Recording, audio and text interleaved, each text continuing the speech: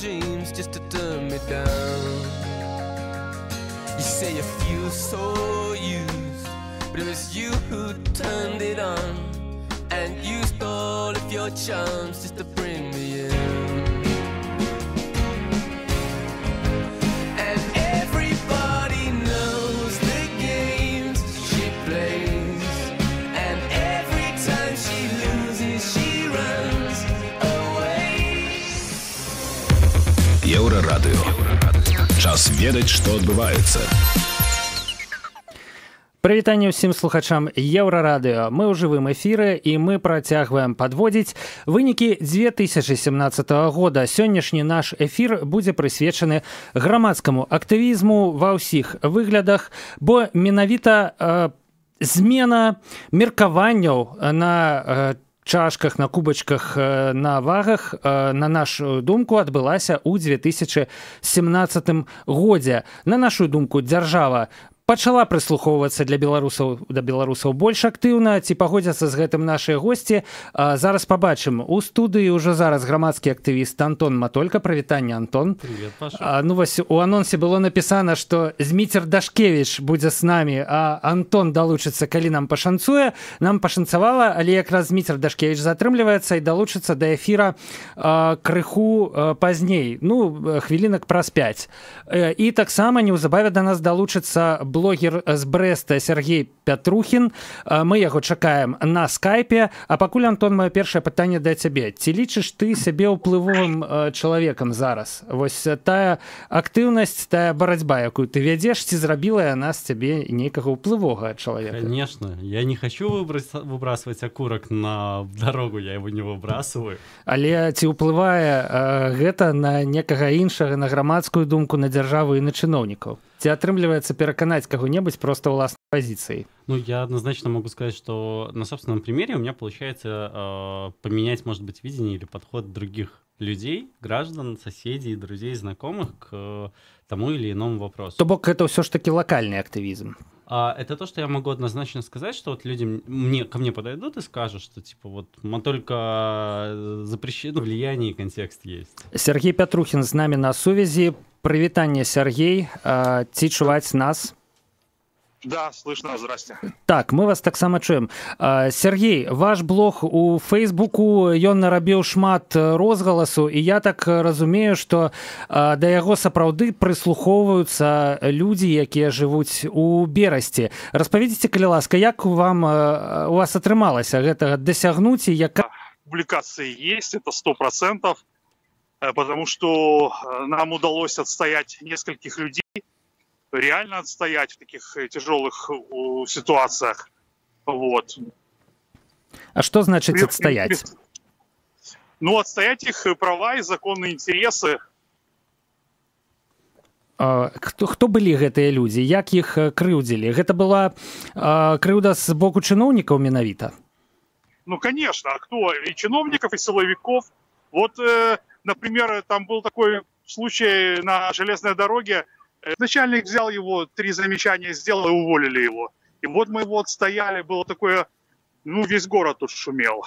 Потом эта история, когда силовики сломали ребра Зехову и Калиде, отбили голову, в реанимации попали люди. И кстати, только благодаря нашему вмешательству и то с таким скрипом возбудили уголовное дело. Правда, они там одного хотят посадить. Но это так долго было. Я думаю, что если там милиционеру пинка дашь, тебя посадят сразу через 3 дня. А тут 3 года, поломанные ребра, голова отбита. Некая нават система, не ведаю, грамадскіх ахвяраванняў на тое, каб вы працягвалі сваю актыўнасць, не спыняліся.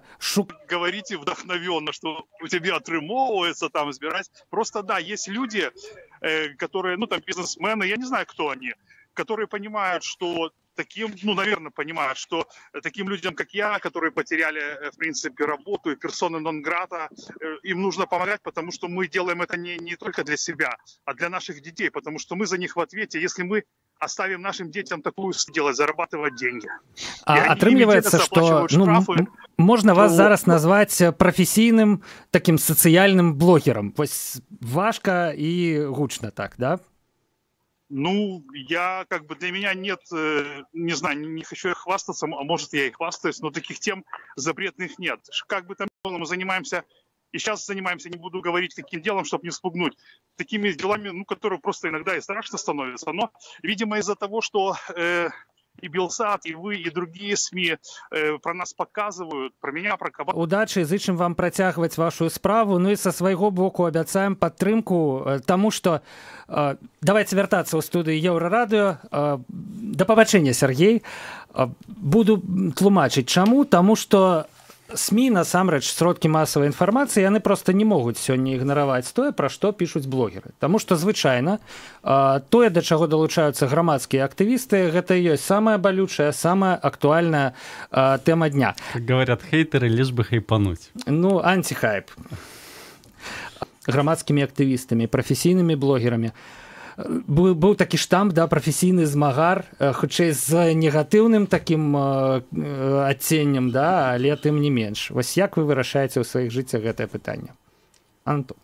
А что значит быть профессиональным? Гэта значыць жыць з той працы, вось, з грамадскай актыўнасці, з грамадзянскай. А каким образом гражданская активность в Беларуси может оплачиваться? Тогда у меня вопрос. Вось ёсць прыклад Сергея Петрухіна, які краудфандынгам збірае. Мне здаецца, там, ну, можа пра $100 нават ісці пасля кожнага сюжэта, за які ему удзячныя люди, ну, выдатковывают, платить. Ну, то есть у меня пока, как я уже говорил до этого не раз, что и те деньги, которые можно зарабатывать, это все еще профессиональная деятельность, это мое ИП и работа фотографом. Соответственно, две особы у Антона Матольки. Одна гэта для... Не, Антон Матолька близнец, там много раздвоений. Вот. Просто да, это единственное, что как бы приносит те деньги, на которые можно прожить. Была попытка делать краудфандинг, но она была, во-первых, была моя ошибка, что неграмотно объяснил для чего, почему и зачем. Во-вторых, она была провальная. Ну, она была не провальная, там, грубо говоря, $150, наверное, в сумме и накраудфандил, но что и потратил на поездку потом, но... То бок люди не зразумелі, чаму яны мусяць фінансаваць грамадскага актывіста. Есть же чиновники, есть же госбюджет, который финансирует. Вот пусть он и финансирует. То есть это был такой хороший распространенный ответ. Зміцер, вось у цябе ёсць цесляры, але быў пэўны час і даволі доўгі час, калі іх не было. Як ты выкручваўся, не ведаю. Справа в тым, што я сидел в Тюразе, там заўсёды даюць кашу 3 разы на дзень, ніякіх праблем. Як сказаў Лукашенко, людзі ў нас у калоніях зарабляюць ого-го, і яшчэ ім хапае зарабіць, каб вярнуць дзяржаве скрадзенае, да, нажытае. Не ведаю, каму там што хапае, на маю памяць там по пару пачак прымы зарабляе кожны зэк. Калі б у цябе быў выбар толькі займацца вось грамадскім актывізмам і атрымліваць грошы, ну, не ведаю, не вызначым зараз якім чынам. Ці ўсё ж такі трымаць цесляроў? Ты што б выбраў? І то, і іншае. Дык у якіх умовах можа стаяць такі радыкальны выбар, тое ці іншае? Ну, цяжка сказаць. Я лічу, што гэта нармальная, канструктыўная пазіцыя грамадска актыўнага чалавека. Ці моя, ці Антона, ці любога іншага, калі ёсць асноўная крыніца заробку і вольны там асабіста я, напрыклад, у вольны ад працы ад сям'і час магу пасвяціць там нейкім праблемам. Вот. Ну вось калі шчыра, я цябе лічу не толькі грамадскім актывістам, але і палітыкам. А мне шчыра складана уявіць, што палітык у вольны ад сям'і, ад працы час яшчэ некуды ідзе і падрабляе, ну так ці інакш, рукамі, не ведаю, піша артыкулы журналісцкія, фатаграфуе нешта і так далей. Ну, бачыце, якая сітуацыя. Мы ж з вамі разважаем кантэксце ненармальнасці нашай дзяржавы і нашага грамадства, адбудаванага ў пэўных рамках. Таму вот у кантэксце сённяшняга дня гэта самы аптымальны і самы нармальны варыянт. Мне няма патрэбы там шукаць нейкіх заходніх спонсараў і пад іх падладкоўваць там свае погляды, сваю палітыку, сваю дзейнасць. Мы працуем вот ад жыцця, калі ўзнікае нейкая праблема, нейкае натхненне, ну, праводзім тую альбо іншую там акцыю, мерапрыемства і так далей. Я ўжо задаваў гэтае пытанне Антону, задам і табе. Ці адчуваеш ты сябе ўплывовым чалавекам зараз у Беларусі і ў беларускім грамадстве? Ну так, конечно, со мной раз на день вітаюцца ў метро. Так? А з вами, пан, что вы так глянули на меня? Это не так часто. Ну як, это ж все, разумееце, як бы, ну, в формате такого, ну, вельмі так смешныя пачынаюцца, бывае, там рэйтынгі выдаюць уплывовыя палітыкі, там этих чыноўнікаў, которые, ну, сёння ёсць, заўтра няма, сёння на адным месцы, заўтра на другім, невядома дзе. Таму все гэта даволі умоўна, цяжка адказваць на такія пытанні сур'ёзна, таму на іх можна вот толькі так адказаць, як я адказаў. Добра. Як вы лічыце, ці змянілася ў 2017 годзе сапраўды сітуацыя з тым, як дзяржава рэагуе на грамадзянскі актывізм? Ці пачалі неяк сістэмна прыслухвацца да людзей, якія вядуць блогі, якія нешта пішуць у соцсетках, і гэта атрымлівае грамадскі рэзананс? Ці тыя кейсы, вось, якія можна пералічыць, гэта спыненне будоўлі на костках у курапатах, гэта прыпыненне, няхай сабе вельмі дзіўнае, але прыпыненне рэалізацыі дэкрэта аб дармаедах, гэта тое, што выпусцілі затрыманых па справе патрыётах, гэта тое, што пачалася расследаванне дзедаўшчыны ў войску, гэта ўсё ж такі выключэнне. Ці ёсць сістэмная нейкая рэакцыя ўладаў на грамадзянскіх актывістаў? Ці з'явілася яна зараз? Ну, я думаю, сістэмнай няма і быць яе не можа. В фармаце сённяшняй дзяржавы яе не можа быць. Чаму так? Таму што любую грамадскую актыўнасць рэжым успрымае як канкурэнцыю і асабістую пагрозу. Антон. Ну, я чуть-чуть совсем поспорю. Тышкевич, ну, ты, наверное, больше говоришь про политический контекст. В политическом контексте у нас, да, очень сильное вот разграничение идет, по крайней мере, то, что я вижу. Как только речь идет про политику, то резко в отказ, отсутствие диалога. У меня в моей истории более мимимишный, как я называю, то есть он ансоциальный больше, может быть, там острый, больной и так далее, но это нету никакого акцента на политику, поэтому они чуть...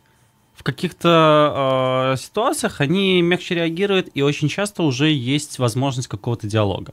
То есть это вот, опять же, лично мой опыт последних, ну, наверное, 1,5 лет, когда вместо... То есть силовики до сих пор проще забанить, заблокировать и не давать комментариев, как Пилецкому, министру обороны сегодня.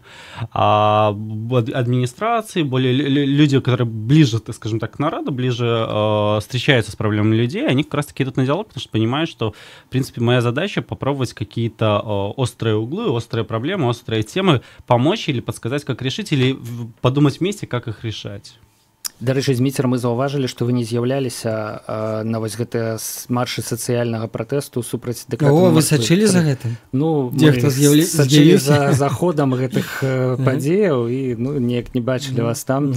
Гэта вы адмыслова, каб я пракаментаваў? Каб не псаваць людзям іх вось палітыкай, вашай палітыкай іх сацыяльныя проста памкненні ці з нейкіх іншых? Ну, справа ў тым, што калі пачыналася вось гэтая тэма там заклікамі і абурэннямі в сацыяльных сетках і калі ўжо ўзніклі першыя даты гэтых пратэстаў, я разважыў такім чынам.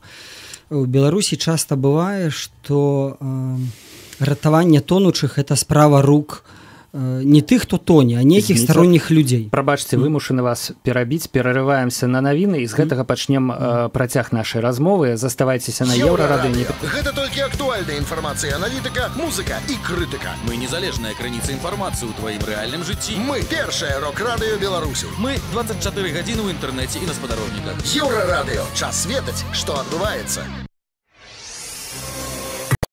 Еўрарадыё. Навіны — наша справа. Вітаю, каротка пра асноўныя падзеі. Беларусьфільм адказаў Андрэю Курэйчыку. Ягору Канчалоўскаму, маўляў, заплацілі за выкананыя работы.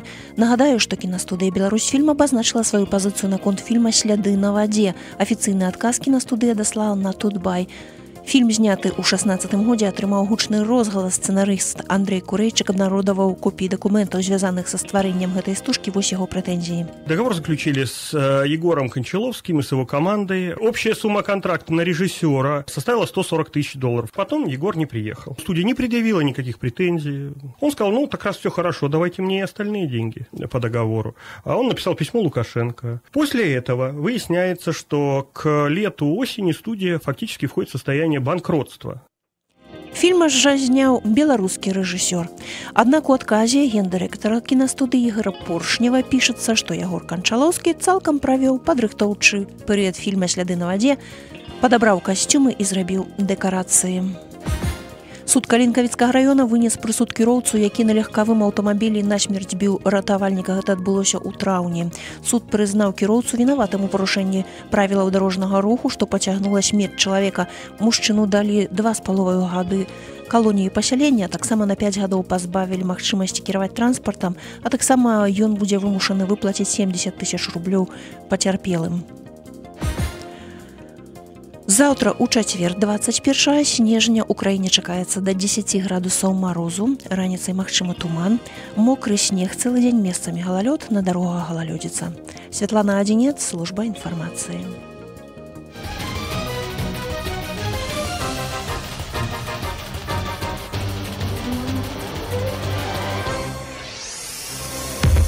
Еўрарадыё.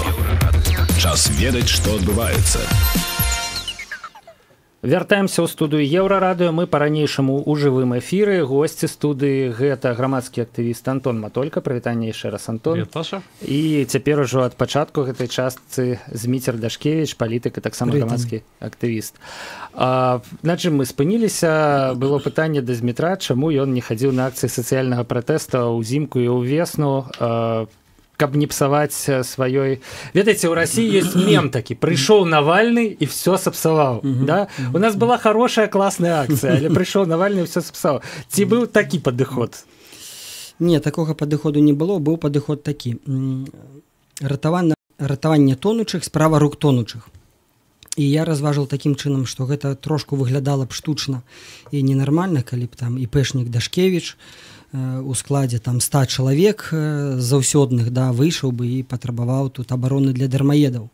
І, канешне, было б важна, каб людзі выйшлі і самі дамагаліся абароны сваіх правоў. Тады можна далучацца, можна падтрымоўваць і мне гэтым дапамагаць. Ну і насамрэч мы можам цяпер канстатаваць, падвесці такой вынік, што людзі выйшлі, людзі дамагліся немагчымага. І я разважаю, што Лукашенко-то со сваімі заканадаўцамі спачатку думалі, што этому быдлу што не да, яно ўсё жарэ. Як высветлілася, все ж такі ёсць людзі, якія засведчылі, што яны не натоўп, а грамадства, якое хоць недзе дэманструе мяжу. А вось што мы заўважылі? Вось у гэтых пратэстах, да, у іх прымалі ўдзел наўрад ці толькі і менавіта тыя, каго можна вось так у двух косцях назваць дармаедамі. Было просто шмат абураных людзей, якія не падтрымлівалі гэты дэкрэт. Я думаю, што дармаедаў, менавіта тых, хто атрымаў гэтыя лісты шчасця, да, сярод іх было меншасць. Чаму гэтыя людзі выйшлі, на вашу думку? Гэта грамадства ўжо вось у такім стане ў нас у свядомым? Ну, цяжка казаць. Мы тут можам толькі здагадвацца і нейкія свае гіпотэзы выказваць. Сацыялагічных даследаванняў ніхто не рабіў. Сапраўды, калі мы глядзелі стрымы з гэтых акцыяў, мы бачылі, што многія людзі казалі: я там недзе працую, или я выйшаў. Ну, натуральна, што ў многіх людзей накіпела. І вось гэты закон дармаедскі, ідыёцкі, ён стаўся, мажліва, для многіх апошнюю кропкаю. Трыгерам. Нехта сапраўды выйшаў, бо не меў чым плаціць ужо за гэта. І паказальна таксама в гэтых акцыях, што не было стандартнай для рэжыма рэакцыі, калі там адбываюцца зачысткі, амап, збіццё. Упершыню, напэўна, мы назіралі, калі старшыні выканкамаў, нейкія дэпутаты крыва ці коса или выходзілі, нешта там плявузгалі, нешта распавядалі, то бок нестандартныя акцыі, нестандартная рэакцыя рэжыму. І я думаю, маюць рацыю тыя аналітыкі, каментатары, якія заўважалі, што мажліва там нават і электарат Лукашэнкі выйшаў, і таму Лукашенко было вымушана яго неяк шукаць іншыя падыходы. Ну, нельзя забывать все-таки финал этих акций. Это массовое запугивание, массовые репрессии. Дима тоже как бы сидел с разбитым, после разбитого этого окна и вынесенной двери. Поэтому, то есть, акции были сильные, но и прекратить их, по сути, удалось буквально за 3-4 дня, максимально запугав людей.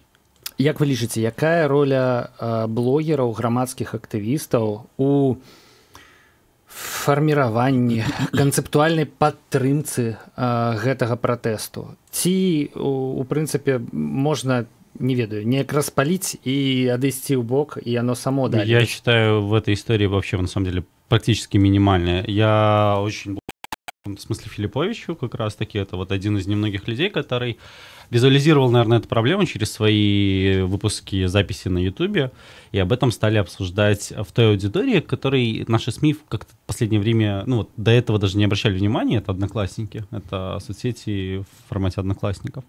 Поэтому блогеры все остальные, ну, какие-то записи в соцсетях, но я их приравниваю к общению на кухне, то есть пока ты не выходишь, это...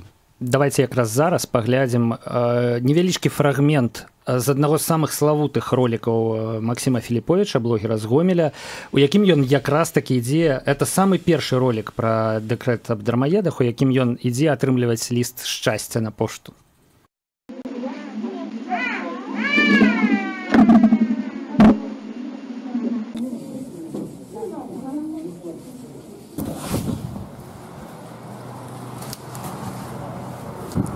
Ну что, вот оно, так называемое письмо счастья. Платить мне нечего, платить я не могу. И со стороны лично, как я это вижу, это самое настоящее ОПГ. Самое настоящее. Это террор против своего народа. Еще раз. Меня лишили работы. Возможности нормально трудоустроиться нет. И с меня теперь требуют деньги ни за что. Это самое настоящее, по моему мнению, вымогательство. Извещение на уплату сбора на финансирование государственных расходов за 2015 год. Это так называется, да? То есть ко мне на улице подходит, например, гопник, требует от меня денег, а когда я говорю, ты что, мне хочешь обворовать, он мне будет отвечать, нет, ты просто финансируешь мою жизнь. Меня поставили на проценты, как было в 90-х. Меня выставили на счетчик. И меня кто выставил на счетчик? Мои наемные работники меня выставили на счетчик. Это прямое нарушение моей Конституции, Конституции Республики Беларусь, в которой четко и ясно написано, что я имею право на труд, но никто не вправе меня заставлять трудиться. Сапраўды ўражвае гэтае відэо. Зміцер, як вы думаеце, чаму такі блогер знайшоўся ў Гомелі, але не знайшоўся ў Мінску? А чаму он павінен быў у Мінску знайсціся?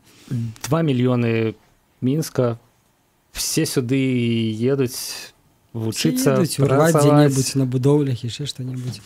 Ну, цудоўна, што людзі былі актыўныя па ўсёй Беларусі. Это таксама адзін з такіх быў аспектаў вельмі цікавых і новых для вулічных пратэстаў, калі людзі па ўсёй Беларусі выходзілі, бралі на сябе нейкую ролю актыўную. І Філіпповіч, іншыя блогеры, якія цяпер такія на нацыянальным узроўні агульнапазнавальныя асобы. Ну, гэта станоўча. У Менску, я думаю, хапае грамадскіх палітычных актывістаў. Як вы лічыце, Зміцер, што больш важка, запісаць адно такое відэа ці прыняць удзел у нейкім шэсці, у нейкай акцыі? Філіпповіч рабіў і тое, і гэтае, але вашае меркаванне. Гэта, ведаеце, ўвогуле вельмі шкоднае, хаця і распаўсюджанае ў альтэрнатыўным грамадстве Беларусі дыскусія, што лепш рабіць, а што горш. Всё добра, рабі тое, што ты можаш. Ад кожнага чалавека па ягоных магчымасцях. Нехта можа выйсці, нехта не можа выйсці, там, з дзецьмі на руках. Нехта можа запісаць відос, іншы не мае такога таленту. Кожны чалавек павінен рабіць тое, што ён можа. І гэта раўназначнае па сваёй моцы дзеянні. Нехта выходзіў, нехта запісваў, нехта насіў перадачы, падтрымоўваў, нехта грошы збіраў. Всё гэта натхняе і дае упэўненасць у тым, што беларускае грамадства развіваецца. А як вы думаеце, наколькі важная медыйнасць пратэсту? Ну, тут ізноў жа адна справа гэта нейкае традыцыйнае шэсце, ўсё ж такі фармат такі традыцыйны, і іншая справа тое, як вы зрабілі ў Курапатах. Гэта праведзеная там ноч, гэта намётавае мястэчка, гэта вогнішча, гэта кайданкі, якімі людзі прыковваюць сябе да будаўнічай тэхнікі. Медыйнасць важна, но ў Курапатах такі прыклад. У Курапатах і не было гэтай медыйнасці апроч сацыяльных сетак першыя некалькі дзён. І калі ўжо сітуацыя набрала абароты і выйшла на агульнанацыянальны там дыскус, тады ўжо гэта была медыйная. Таму ўсё з чагосьці пачынаецца з нейкіх малых крокаў. Мы ў Курапатах зрабілі тое, што палічылі патрэбным зрабіць, не чакаючы такога выніку. Вось палітыкі старой хвалі, я б, можа, назваў іх так. Яны зараз перашкаджаюць дамагацца чаго-небудзь ад уладаў, іх удзел у мерапрыемства, у іх далучэнне да таго ж, напрыклад, пратэсту ў курапатах. Ці ўсё ж такі яны па-ранейшаму з'яўляюцца нейкай сілай, якая можа, наадварот, падштурхнуць улады да нейкай станоўчай рэакцыі, падкрэсліць важкасць падзей, у якой яны прымаюць удзел? Да, такое пытанне, конечно, хто там з'яўляецца сілай. Мне асабіста ніхто ні ў чым не перашкаджае. І вот курапаты, вот ввогуле, конечно, такі феномен этой лютаўска-сакавіцкай акцыі, это, напэўна, не адной дыскусіі тэма, але таксама такі аспект цікавы, калі была ўжо пэўнае дасягненне зроблены, перамога. Неяк Северынец зазначыў, што гэта адзіны выпадак, калі там прадстаўнікі КХП, БНФ і там уся апазіцыя стаят разам, да, потым выступаюць. Было канкрэтнае дзеянне, было пэўнае дасягненне, нечаканае для нас, нават тых людзей, якія выйшлі там першыя ахвяраваць. І потым прыйшоў дзень, калі все стаялі разам, ніхто нікога там не абвінавачваў у здрадах, у агентурнасці і гэтак далей. Проста трэба рабіць. А як яно выйдзе, хто там далучыцца, хто будзе перашкаджаць, хто будзе дапамагаць, жыццё ўсё расставіць на свае месцы. Антон, а вось вы б як адрэагавалі на тое, калі да рашэння якой-небудзь сацыяльнай ці бытавой праблемы? Вось мы, калі ішлі сюды ў студыю, разглядалі новапастаўлены шлагбаум на ўездзе ў двор, да, якога дамагліся мясцовыя жыхары. Калі б далучыўся, напрыклад, Андрэй Дмітрыяў з «Гавары праўду» ці Анатоль Лябедзька там з АГП, да? Вось яны б сказалі, у нас ёсць медыйныя каналы, у нас ёсць нейкая вага, нейкія рэсурсы, мы дапаможам. Если бы они помогли, то я был бы рад, что называется. Но, с одной стороны, во-первых, мне кажется, что жители все-таки должны обращаться очень часто, потому что, прийти со своим уставом в чужой монастырь называется, так себе идея. То есть, во-вторых, если бы они помогли, и это действительно был их уплыв, то никто не был бы против. Однако я чаще всего встречаюсь с мнением, что как раз-таки имя работает против человека. И это я, в том числе и на своем примере могу так сказать, что фамилия Матолько негативно ставится, например, в Минграйисполкоме, но позитивно там в администрации района. Вернее, по крайней мере, с одной стороны... Я думал, ты скажешь в администрации президента. Слушай, не ходил, не знаю пока. Дашкевич, например, который делает замечательное дело с флагом, и мы с Димой говорили на эту тему, но так как приходит и делает агитацию по поводу флага Дмитрий Дашкевич, значит, уже сразу негативно. То есть, к сожалению, имидж, вот это вот имя и имидж, оно очень взаимосвязано. И вот эта фраза, что придут политики старой волны или там старшего поколения, и за счет своего имени, к сожалению, их имя сыграет чаще всего негативную и резко негативную роль. Поэтому мы сейчас, я думаю, перейдем к петициям. И одна из проблем со многими петициями, коллективными обращениями, чем более политизированная проблема, тем меньше шансов, что можно достичь результата. Вот тут примерно та же история. Чем больше есть имени и четкой ассоциации, что такое имя, кто такой Зенон Поздняк, кто такой Лебедько, кто такой Дмитриев, Короткевич и так далее, тем больше ты знаешь, чего от них ожидать. Во-первых, это скучно, во-вторых... Перад тым, як мы перайдзем да петыцыю, а мы да іх перайдзем, безумоўна, я хацеў бы запытацца у вас яшчэ, ўсё ж такі ўлада пакуль што лічыць вас ворагамі, да, вось тых людзей, якія нейкім чынам спрабуюць перайсці ёй дарогу ў нейкіх адчувальных момантах. Вось вас, Зміцер, вы не адчуваеце сябе, што вас разглядаюць ўсё ж такі ў якасці нейкага сумлення ў тых пытаннях, дзе ўлада проста не можа там разабрацца, дастаць датуда, да тых жа курапатаў, там, што вас разглядаюць у якасці памочніка ўсё ж такі так ці інакш. Дмитрий, тебя звал Якубович на встречу на круглый стол по курапату? Не. Вот и ответ. А что говорить, если как бы... Я не зразумеў, чым пытанне. Нехта разглядае як ворага, няхай удавяцца сваёй пенай. Што мне паралельна? Мне было б нашмат больш, не ведаю, прыемна, і мне здаецца, што было б нашмат больш карысна, калі б грамадскія актывісты і ўлада, яны працавалі ў адным накірунку вырашэння нейкіх сацыяльных грамадскіх праблем. ці ёсць нейкая праблема ў курапатах, на яе звяртаюць увагу грамадскія актывісты, дзяржава падключаецца, разам з імі нешта вырашае. Але зараз такога няма, і як я зразумеў, ваш адказ у бліжэйшы час не будзе. Я лічу гэта утопія. Все ж таки гэта будзе праз не магу ад дзяржавы. Я лічу гэта утопія. Дзяржава любую грамадскую палітычную актыўнасць рана ці позна пачне ўспрымаць як канкурэнцыю. Хто б гэта не быў, там Дашкевіч радыкальны ці Матолька, як ён кажа, мімімішны, все роўна гэта будзе ўспрымацца як канкурэнцыя, як пагроза існуючай уладзе, таму што прыйдзе дзень, калі там прозвішча Матолькі з'явіцца ў бюлетэнях на мэра горада, і все стане зразумела. І яны, думаю, гэта ўсведамляюць абсалютна. Антон, а вось у цябе атрымліваецца ўсё ж такі хадзіць на прыём да кіраўніка адміністрацыі раёна, да, і з ім нейкія праблемы абмяркоўваць, і я так разумею, іх ўсё ж такі пэўным чынам вырашаць. То бок у цябе атрымалася стаць саюзнікам па вырашэнні пэўных пытанняў. Я же говорю, есть люди адекватные, есть люди, назовем их неадекватными.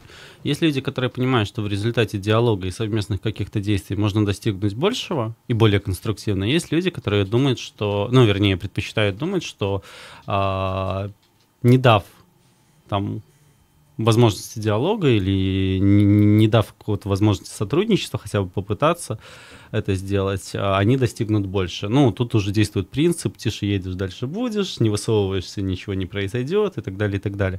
Поэтому обвинять их тоже уже, даже с моей точки зрения, уже бессмысленно, потому что с ними-то больше все понятно. Меня радует, что адекватных людей с каждым годом, с каждым месяцем, наверное, все больше и больше. И таких контактов там среди чиновников и представителей министерств появляется больше, которые готовы идти на диалог, готовы где-то консультироваться, спрашивать, как лучше сделать.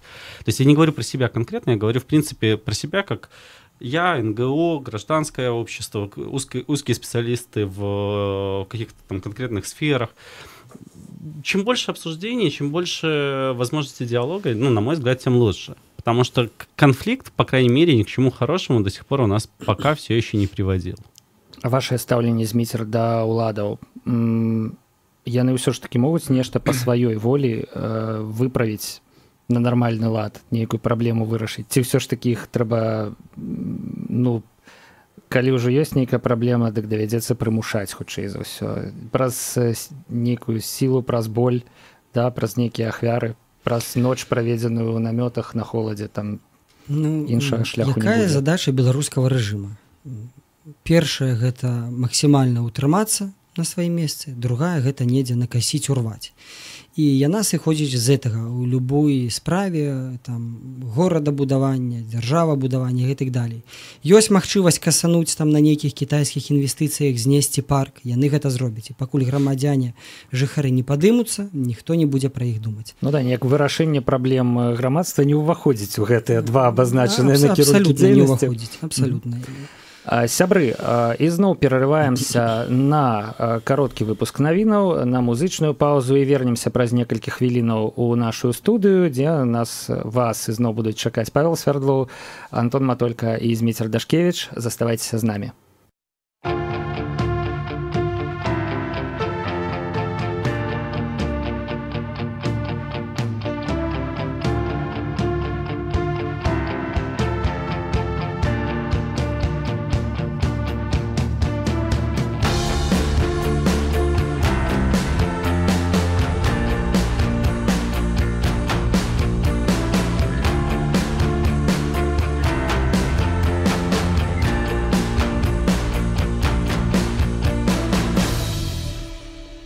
День прошел без чудес,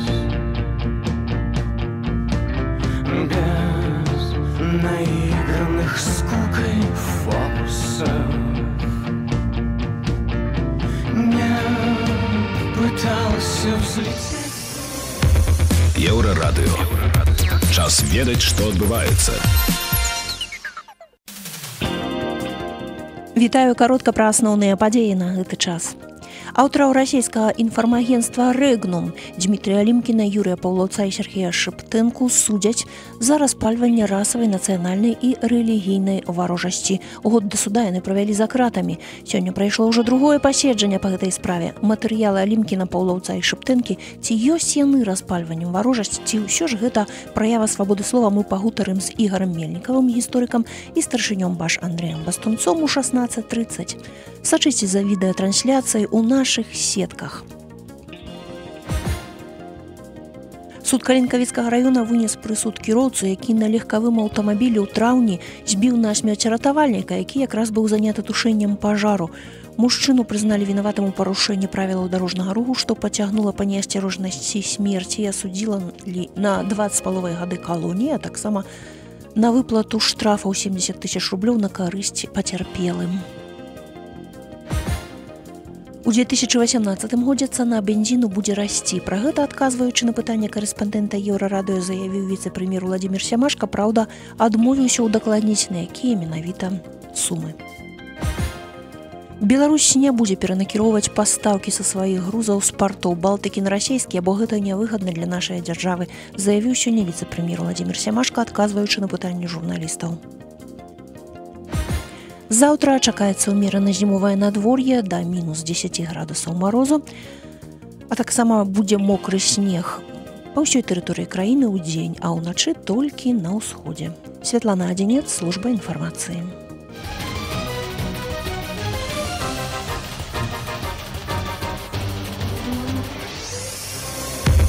Еўрарадыё. Час ведаць, што адбываецца. Вяртаемся ў студыю Еўрарадыё. Прывітанне ўсім, хто глядзіць нас праз сацыяльныя сеткі, прывітанне ўсім, хто слухае нас у жывым эфіры. На жаль, яны не пабачаць святочныя падарункі. Учора падчас такога ж эфіру я не паспеў падарыць іх гасцям, таму сёння вырашыў гэта зрабіць у пачатку трэцяй частцы. Гэта калядныя цацкі ад крамы «Сімвал-бай». Вырашылі Антону падарыць тое, што мае значэнне сям'я, кавалачак вось гэты арнаменту. Зміцер, вам таксама вось ёсць такая штука. Ну все, я такім чынам павіншаваў з Новым годам, а зараз вернемся да сур'ёзных пытанняў. У нас ёсць вынікі вельмі цікавага апытання, нягледзячы на тое, што Зміцер сказаў, што сацыялагічных апытанняў не праводзіцца ці праводзіцца мала наконт пратэсту. Інфармацыйна-аналітычны цэнтр пры адміністрацыі Александра Лукашэнкі праводзіць штогод такое апытанне. Калі ласка, пакажыце нам яго на экранах. Вы бачыце адказы на пытанне, як будуць беларусы выказваць сваё незадавальненне абстаноўкай у краіне. Ну, 43% увогуле не будуць ніяк выказваць, бо сваякі гэта як бы на кухнях, да, абмяркоўваць. Але што цікава, бачыце, петыцыя 11%. Петыцыя апярэджвае нават ліст ва ўрад, у адміністрацыю прэзідэнта і гэтак далей. Пратэсныя акцыі, на жаль, толькі 3%. Ніяк не буду выражаць. 13%. І сітуацыя ў краіне не выклікае незадавальнення. Гэта самае цікавае. 4% грамадзянаў адказалі так. То бок 96% ўсё ж такі нечым незадаволеныя. Як бы вы маглі пракаментаваць вынікі гэтага апытання? Звяртаюся да нашых экспертаў. Вулічныя акцыі не для беларусаў, петыцыі і з'ехаць у іншую краіну для беларусаў. Ці змяняецца нашае грамадства ў бок таго, каб ўсё ж такі самому за сябе пастаяць? Зміцер. Ну, мы, конечно, не будем казаць, что такое соцопытание с службы президента. Ну, там целых всего лишь 4% довольно. По-першае, да. По-другое, ёсць пытанні, на якія, ну, не толькі ў беларускім грамадстве, а ў любым чалавек не вельмі ахвотна адказвае. Мы памятаем это пераможнае пытанне Хілары Клінтон, да, і што ўрэшце атрымалася. І, ну, от нават калі вяртацца вот да гэтых лічбаў, ну, 3%, 300 000 чалавек гатовы прыняць удзел у мітынгах. Калі ласка, уяўляем сабе заўтра 300 000 чалавек, альбо, напрыклад, для горада-героя Менску 60 000 на праспектах. Ці нехта скажа, што гэта слабы пратэст. 400 000 гатовы далучыцца да дзейнасці апазіцыйных арганізацый, якія абароняць іхнія правы. Ці гэта мала? Я думаю, гэта дастаткова. І наша задача, вот таксама адна з дыскусій такіх дэмакратычнай супольнасці, што нам трэба сагітаваць недзе вот этих 43%, якія тут будуць на кухні. Да нам не трэба іх 43 агітаваць. Нам трэба сагітаваць вот этих 3%, якія гатовы выйсці на вуліцу, 4%, якія гатовы далучыцца ў палітычныя структуры нейкія грамадскія. 700 000 чалавек сагітуйце. Не, яны хочуць агітаваць там 4 мільёны, якія на кухні. І гэтага было б дастаткова. Я думаю, это нармальныя лічбы, нават з улікам таго, што іх рабіла адміністрацыя прэзідэнта. Антон, але табе, напэўна, падабаюцца больш 11%, якія падпісалі б калектыўны зварот. Миллионная армия матольки. Вообще. Не, я на самом деле соглашусь с Димой, на самом деле это ИАЦ, это администрация президента, это цифры, которым верить, к сожалению, или к счастью нельзя. Почему? Потому что меня очень пугает вот этот самый первый пункт, который просто с отрывом 43% от 43,5% лидирует. Это буду высказываться в кругу родственников, друзей и коллег. И второй пункт, оставлю комментарии к новостям в интернете, выскажусь на форуме. Вы же понимаете, что на самом деле этих первых два пункта можно спокойно, смело объединять. Что мы имеем? Мы имеем практически 60% людей, которым форум — это абсолютно кухня. Пофиг, которые абсолютно ничего не будут делать, будут сидеть на столе с гвоздем и ерзать. Я думаю, что уеду жить в іншую краину, так само мы не можем записать всю некие активы. Это вообще очень печальная история, но она такая, хотя бы более-менее логичная на самом деле, потому что люди думают о будущем своих близких, детей и так далее. Ну и не пойду на выборы, тоже на удивление высокий процент для пытанки и АЦа, потому что, как-то прям молодцы. А стандартные вот эти 5% напишу письмо президенту, это очень смешно, потому что, президент у нас, естественно, и картошку перебирает, и говорит, где хорошая, плохая, и на письма отвечает. Поэтому вот эти коллективные обращения и петиции я вообще объединил точно так же в одно, потому что что там, это обычное электронное обращение в госорганы. Единственное, опять же, надо помнить, change.org у нас это точно так же, как обсуждать на форуме, поэтому, понимать, где их подписывать. Но об этом-то не учат в школах. То есть в школах тебя в лучшем случае научат 2x2 посчитать, но не скажут, как отстоять свое право или как отстоять право своих родителей, которые не могут этим сейчас заняться. Вот это больше печаль. Петиции, дарэчы, таксама прагучалі по-новому ў 2017 годзе. Петыцыю за адстаўку міністра абароны падпісала больш за 10 000 чалавек, і Міністэрства абароны нават вымушанае было рэагаваць пэўным чынам, абвяргаць, шукаць несапраўдныя подпісы і адказваць. Але міністр у адстаўку ўсё ж таки не сышоў, што дадало аргументаў скептыкам, якія кажуць, што петыцыі не працуюць. Антон, петыцыі працуюць ці не? Я чуть раньше говорил про вот такую вещь, как политизацию вопроса. Политические петиции, разумеется, само собой никогда не сработают. В Беларуси, если хотите что-то поменять, это идите на выборы, которые делает наш Центральный избирательный комитет, устраиваете или местные референдумы, локальные, или большие референдумы, которым тоже занимается Центральный избирательный комитет. Что-то комментировать на эту тему, я думаю, бессмысленно. Зміцер, я вас не памятаю, ці была петыцыя наконт курапатаў? Реально, нават калі яна была... У нас вместо петиции был Дашкевич. Вот так. Так лепш ізноў. Тут, да, ёсць такі падыход, што рабі ўсё, што можаш петыцыю, можаш быць з Дашкевічам, да, вось. Але нейкім чынам ўсё ж такі гэтае пытанне праз петыцыі чамусьці не вырашалася, а калі нават такая петыцыя была, яна прайшла абсалютна незаўважна. Ёсць такія пытанні, на якія петыцыі бессэнсоўныя. А вы, Зміцер, верыце ў петыцыі ўвогуле? Можа, петыцыя па крупатах дапамагла б у 2 разы хутчэй спыніць будоўлю. Кожны павінен рабіць тое, што можа. Для нейкага чалавека падпісаная в інтэрнэце петыцыя супраць міністра — гэта гераічны, найвышэйшы гераічны ўчынак. І дзякуй таму чалавеку, які гэта зробіць. Всё. Кожны робіць па меры сваіх мажлівасцяў. А вы самі калі-небудзь падпісвалі вось такія электронныя петыцыі? Здаецца, падпісваў, только там перыядычна что-то посціць в Фейсбуку, падпішыце, конечно, праз одну падпісваю. То есть давяряеш таму, што я пощу? Конечно, я апрыёры давяряю, магу нават не чытаць, і там, калі ёсць час на пару клікаў, я гэта раблю. Якія, Антон, апошнія петыцыі, з такіх значных, якім ты, магчыма, рабіў рэпост? Что зараз там отбывается? Было 2 последних. Одна была такая сарказмичная, которую, к сожалению, никто не понял, это закрыть все проспекты в Минске и убрать все остановки. Да? Не, подписал, там человек 200. Вот, потому что, в результате вот этого ДТП произошло очень странная реакция властей, когда абсолютно невиновный переход решили убрать. Вот, но спустя того, как действительно начали убирать переход и сказали, что больше он не вернется, создано было другое обращение уже как раз-таки с требованием вообще вернуть переход и все-таки более грамотно и рационально подходить. Под нее подписалось около 2000 человек. Я считаю, это довольно-таки много для Минска, потому что самая топовая петиция была что-то около 9000. Это против парадов с участием танков в центре города. И Осмоловка тогда набрала тоже около 6000. С парадами, понятное дело, вопрос очень политизированный на самом деле, как бы он не казался больше городской темой, и пришел отрицательный ответ, а с Осмоловкой вы видели результат. Но опять же, это та история, когда работало много людей и абсолютно в разных сферах. Кто-то подписывал петиции, кто-то с НГО составлял оценку историко-культурной ценности, кто-то сделал исследования по зеленым насаждениям, транспортники. То есть каждый смотрел со своей сферы, в результате это вылилось в огромную такую серьезную массовую кампанию по отстаиванию целого района.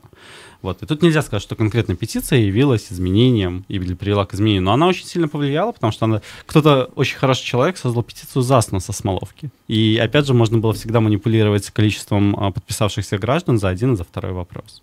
Зміцер, калі вы бачыце, што па тым ці іншым пытанні створаная петыцыя, у вас узнікае адчуванне таго, што пытанне будзе вырашанае? Ці для вас гэта толькі костачка? Я не звяртаю на гэта ўвагу. Гэта толькі нейкі дадатковы штрых, але вырашаць пытанне трэба ўсё ж такі, на вашу думку, дзейснымі могуць быць ўсё ж такі нейкія іншыя захады, так? Натуральна, хутчэй за ўсё. А як вы лічыце, як вось сагітаваць, добра, адкінем гэтыя 43%, але вось тыя 11%, якія ўжо пагадзіліся падпісваць петыцыі, рабіць гэта ўсё ж такі смелы крок, да? Як іх загітаваць да тых захадаў, якія ўсё ж такі могуць вырашаць праблемы, могуць прынесці плён.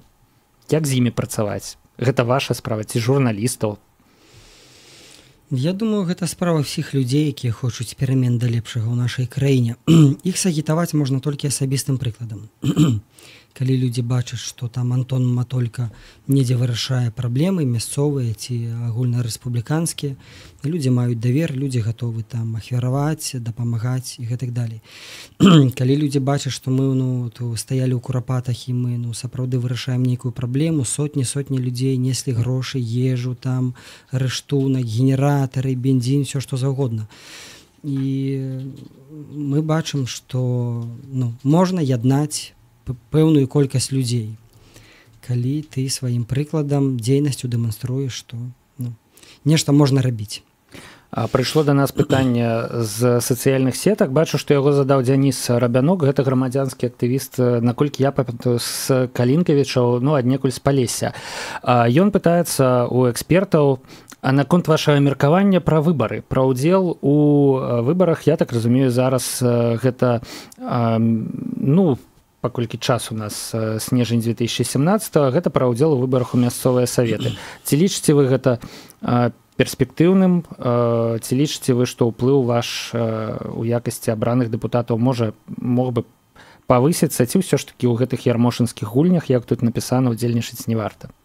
Я думаю, Антон павінен адказваць на это пытанне, як мясцовый эксперт па мясцовых выборах мусіць выступіць. Я уже отвечал просто на этот вопрос неоднократно. Когда речь идет конкретно про мою персону, я говорю, что вне системы, вне работы депутатом или еще что-то, я на данный момент, как мне опять же кажется, я могу ошибаться, но я могу сделать больше. Соответственно, и плюс еще пару лет назад, год назад все говорили, Матолька пиарится, он хочет пойти на выборы или еще куда-то. Просто я принципиально сказал, что, ребята, нет, смиритесь, я это делаю не для какой-то конкретной прям цели, кроме как цель изменить наше общество, наш окружающий мир к лучшему.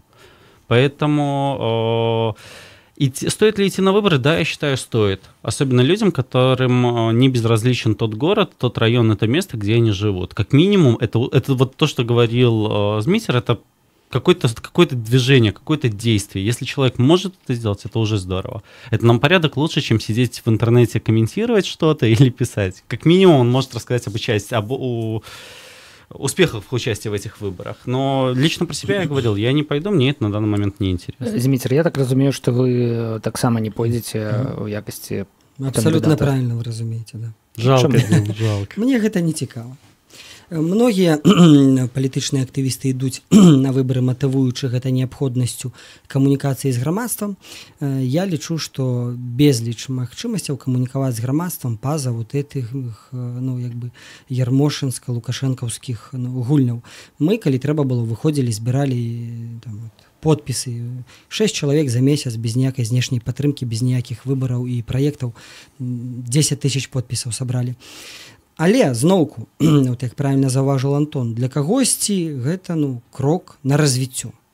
Нехта пасля падпісаных петыцый, абмеркавання на форумах ідзе, збірае подпісы, камунікуе з людзьмі. Калі ласка, няхай ідуць, збіраюць, камунікуюць. Можа быць, для кагосьці в рэгіёнах, далей за Мінска, дзе больш рэпрэсій, дзе актывіст на віду, гэта адзіная магчымасць пакамунікаваць. Няхай ідуць, камунікуюць. Свае людзі везде нужны.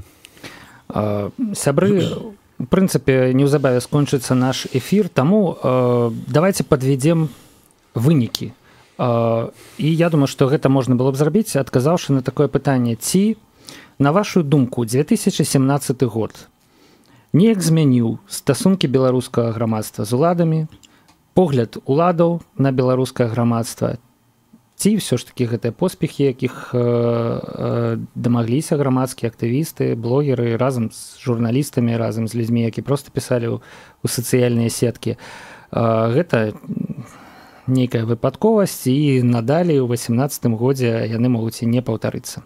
Антон, ці змяніліся людзі, ці змянілася грамадства в годзе, які сыходзіць? Мне кажется, мы больше увидели возможности, опять же, повторюсь, это ужасное слово, диалога, и особенно СМИ, я не скажу, что люди, блогеры, соцсети как-то сильно повлияли, но именно СМИ и публикации резонансные в СМИ смогли повлиять на многие вопросы. И это речь даже не про печи, не про какие-то глобальные вещи, о которых говорят все, а достаточно в региональной газете публикация о региональной проблеме. На нее обращают внимание по той или иной причине люди, которые не обращали на эту проблему внимания раньше. Ну, в принципе, так было и ранее. Менавіта гэтыя маленькие региональные меды, яны заўжды мелі ўплыў. Меня радует, что это сохраняется. Сейчас с развитием соцсетей достучаться до этих медиа стало чуть проще. То есть вот единственное, что люди, которые действительно хотят что-то делать, у меня всегда просьба: не делайте эту одну запись или комментарий в соцсети, сделайте еще вот следующее движение. Или позовите СМИ, попросите помочь, или хотя бы просто отправьте электронным обращением информацию об этой проблеме. Потому что бывает одно обращение совершенно берет и срабатывает. Опять же, это тот закон, который нам государство предоставило. Давайте им пользоваться тем инструментом, который все-таки иногда срабатывает. Збольшага выснова, нягледзячы на поспехи, год нейкім вырашальным, пераломным не быў. Пока нет. Зміцер.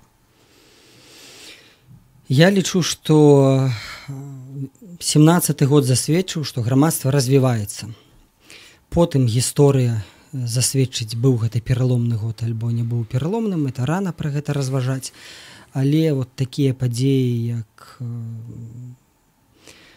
перамога ў Курапатах, якая абарона, якая з'яднала там сотні людзей, маршы дармаедаў па ўсёй краіне, кампанія BuyHelp, калі дзесяткі тысяч даляраў сабраныя на падтрымку невінна затрыманых людзей. Гэта сведчыць пра тое, што мы развіваемся, што мы можам дамагацца пэўных рэчаў, і гэта дае натхненне. І зноўку, вяртаючыся да пытання ААЦ, 700 тысяч людзей гатовы сёння удзельнічаць в акцыях і далучацца да арганізацыяў. Гэта таксама можа натхняць, калі гэтым займацца і з гэтым працаваць. Дзякуй вялікі. З натхненнем паступова пераходзім у 2018 год.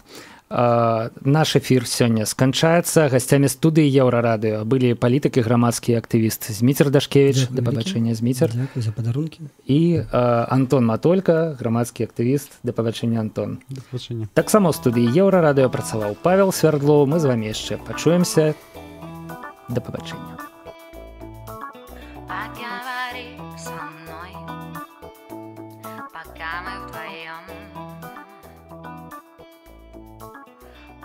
Горчит вино.